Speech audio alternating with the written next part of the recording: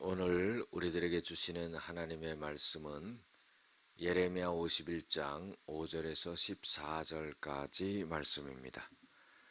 이스라엘과 유다가 이스라엘의 거룩하신 이를 거역함으로 죄가가 땅에 가득하나 그의 하나님 만군의 여호와에게 버림받은 호라비는 아니니라. 바벨론 가운데서 도망하여 나와서 각기 생명을 구원하고 그의 죄악으로 말미암아 끊어짐을 보지 말지어다. 이는 여호와의 보복이 때니 그에게 보복하시리라. 바벨론은 여호와의 손에 잡혀 있어 온 세계가 취하게 하는 금잔이라. 문 민족이 그 포도주를 마심으로 미쳤도다. 바벨론이 갑자기 넘어져 파멸되니 이로 말미암아 올라 그 상처를 위하여 유향을 구하라. 혹 나으리로다. 우리가 바벨론을 치료하려 하여도 낫지 아니한즉 버리고 각기 고향으로 돌아가자. 그 화가 하늘에 미쳤고 궁창에 달하였음이로다. 여호와께서 우리의 공의를 드러내셨으니 오라 시온에서 우리 하나님 여호와의 일을 선포하자. 화살을 갈며 둥근 방패를 준비하라. 여호와께서 메대 왕들의 마음을 부축히사 바벨론을 멸하기로 뜻하셨나니 이는 여호와께서 보복하시는 것 곧 그의 성전을 위하여 보복하시는 것이라.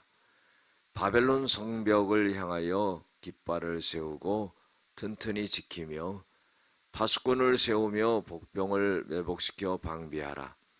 이는 여호와께서 바벨론 주민에 대하여 말씀하신 대로 계획하시고 행하심이로다. 많은 물가에 살면서 재물이 많은 자여 내 재물의 한계 곧 내 끝이 왔도다. 만군의 여호와께서 자기의 목숨을 두고 맹세하시되 내가 진실로 사람을 메뚜기같이 내게 가득하게 하리니 그들이 너를 향하여 환성을 높이리라 하시도다. 아멘.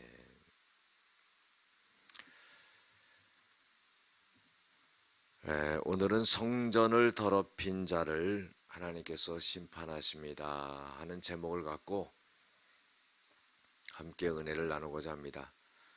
하나님께서 바벨론을 심판하시는 내용이 쭉 나오게 됩니다. 하나님은 유다의 죄악을 갖다가 심판하시기 위해서 바벨론을 도구로 사용하셨습니다. 그런데 바벨론이 하나님 앞에 너무나 교만했고 또 하나님의 성전을 갖다가 전부 회파하고 그리고 그 성전의 기구들을 갖다가 전부 가지고 가고 또 그것으로 인해서 나중에 악한 일을 하고 이런 일을 통해서 하나님께서는 바벨론을 갖다가 심판하시겠다 하는 내용이 나옵니다. 그래서 내가 그 바벨론을 멸망시키는 자의 심령을 부추겨서 바벨론을 치겠다 그랬어요.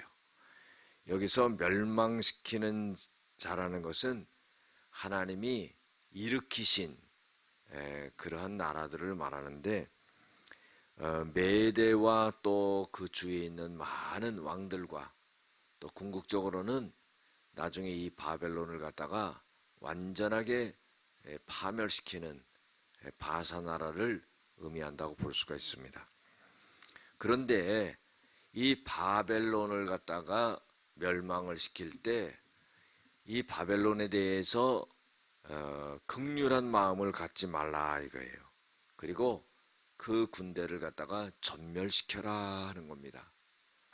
여러분들 하나님이 계획하시고 생각하신 것이 그대로 이루어지는 겁니다. 그런데 그 시점에서 이스라엘과 유다의 백성들이 하나님을 거역해서 포로로 잡혀가고 고난을 당하고 어려움을 당했지요.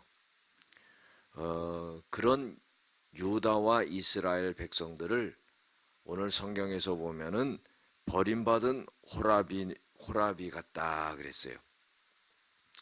여러분들, 유다와 이 이스라엘 백성들이 버림받은 호라비 같은 그런 모습이었지만은 하나님께서는 자비를 베풀어 주셔서 그런 호라비 같은 그런 처지에 있게는 하지 아니하겠다는 거예요.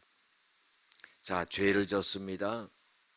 하나님의 심판을 받고 포로로 끌려갔습니다. 그런데 하나님께서는 그들의 처한 상황을 갖다가 비참하게 하게 하지 아니하시겠다 하는 그런 겁니다. 그래서 바벨론이 이제 멸망하게 되고 여러 민족의 공격을 받고 할 때에 이 유다와 이스라엘 백성들을 도망하게 해서 그곳에서 나오게 하고 생명을 갖다 보존할 수 있도록 그렇게 하겠다 하는 겁니다. 그리고는 이제 바벨론은 하나님이 보복하시겠다 하는 거죠. 바벨론이 기고만장해서 큰 죄악을 저질렀는데 그것은 무엇보다도 하나님의 성전을 갖다가 모욕한 겁니다. 그리고 회파한 거지요. 그래서 이 바벨론은요, 너무나 기고만장해서 마치 온 세계가 술에 취하는 금잔같이 그런 역할을 갖다가 이 바벨론이 했다 하는 겁니다. 여러분들, 바벨론이요, 금잔을 돌리면서 많은 나라들을 갖다가 술에 취한 것처럼 그렇게 만들었다는 겁니다. 그 의미는 뭡니까? 여러분들, 바벨론의 그 힘과 권력에 의해서 모든 나라가 굴복하고 술에 취한 것처럼 그 끌려다니는 그런 역사가 일어났다 하는 것을 말하게 되는 겁니다. 그래서 하나님께서는 이 바벨론을 갖다 파멸시키겠다 하는 겁니다. 그리고 유다와 이스라엘 백성들은 다시 고향 땅으로 돌아갈 수 있도록 그렇게 만들어 주겠다 하는 겁니다. 11절부터 보면은요, 하나님께서 메대 왕들의 마음을 부추기사 바벨론을 멸하기로 뜻하시니 이는 여호와께서 보복하시는 것이라 그랬어요. 하나님은요, 온 세계를 주관하시고 모든 힘 있는 나라의 왕들의 마음을 주장하시는 그런 하나님입니다. 그래서 메대의 왕들을 갖다가 마음을 부추겨서 이 바벨론을 완전하게 치시고 또 멸하시고 또 보복하시는 그런 역사가 일어나는데, 그 중요한 이유는 뭐냐면은 하나님의 성전을 위하여 보복하시는 것이라 그랬어요.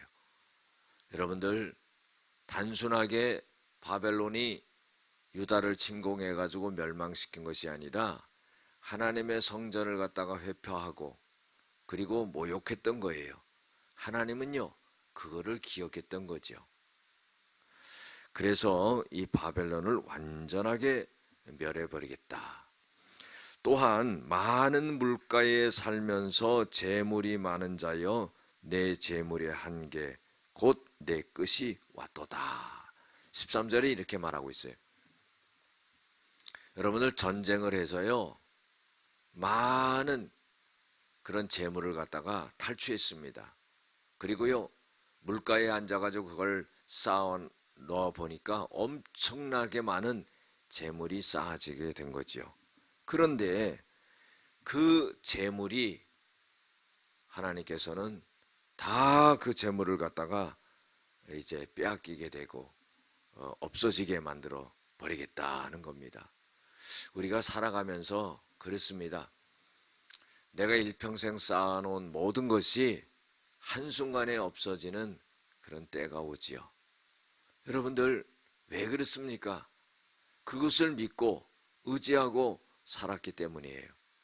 그리고요, 정말로 우리의 인생의 마지막에는요, 그 인생에 쌓아놓은 모든 것이 다 죽음과 함께 없어지게 되는 겁니다.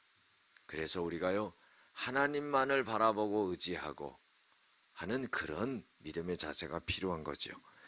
14절에 보면은요, 하나님이 진실로 사람을 메뚜기같이 가득하게 하리니 그들이 너를 향하여 환성을 높이리라.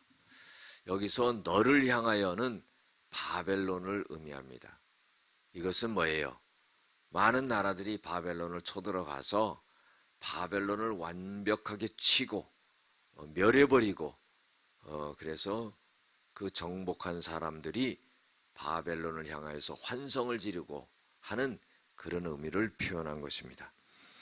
여러분들, 오늘 말씀 속에서 우리들에게 주시고 있는 교훈은 첫 번째로 하나님은 죄악으로 멸망시키지 않고 회개의 기회를 주어서 살게 하신다는 겁니다. 유다와 이스라엘의 백성들이 죄악을 져서 바벨론의 포로로 잡혀갔지만은 하나님은 바벨론을 멸망시키고 이 유다와 이스라엘 백성들을 다시금 고향 땅으로 돌아오게 하고 살 수 있게 만들어주는 그런 은혜를 베풀어 주셨다는 겁니다. 여러분들, 하나님은 은혜의 하나님이죠. 하나님의 은혜를 받기 위해서는요, 우리의 죄악을 회개하고 철저하게 돌아서는 그런 삶이 전제되어야 된다 하는 겁니다. 두 번째로 교훈을 주고 있는 것은 하나님의 거룩함을 드러내지 않는 자의 모든 것을 하나님이 걷어가신다 하는 겁니다. 바벨론은요, 하나님의 성전을 모독했습니다. 그래서 어떻게 해요? 모든 것을 잃어버리게 됐죠. 우리도요, 하나님의 영광을 가리는 일이 있어서는 안 됩니다. 하나님의 이름을 더럽히고 하나님의 이름을 땅에 떨어지게 만들어서는 안 됩니다. 그때는요, 멸망의 때가 되는 거죠. 마지막으로 세 번째 교훈을 주고 있는 것은 세상의 권세와 권력과 재물은 구원을 가져다 주지 못한다 하는 겁니다. 이 세상에 살 때는요, 권세와 권력과 물질, 재물 굉장히 중요합니다. 그러나요, 이것으로서 사람의 생명을 살리는 구원의 역사를 이루지 못한다는 거예요. 그 영혼을 지키는 것이 되어지지 못한다는 겁니다. 아무리 물질이 많아도, 아무리 권세와 권력이 있다 할지라도 그 생명을, 그 영혼을 지키지 못한다는 겁니다. 기도하시겠습니다. 사랑과 은혜가 많으신 아버지 하나님, 우리가 살아갈 때 하나님 앞에서 교만하거나 자만하지 말게 도와주시고, 또 하나님을 모독하고 하나님의 이름을 땅에 떨어뜨리는 일이 없도록 조심하면서 깨어 있으면서 살아가는 저희들이 되어질 수 있게 도와주시옵소서. 예수님의 이름으로 기도드렸습니다. 아멘.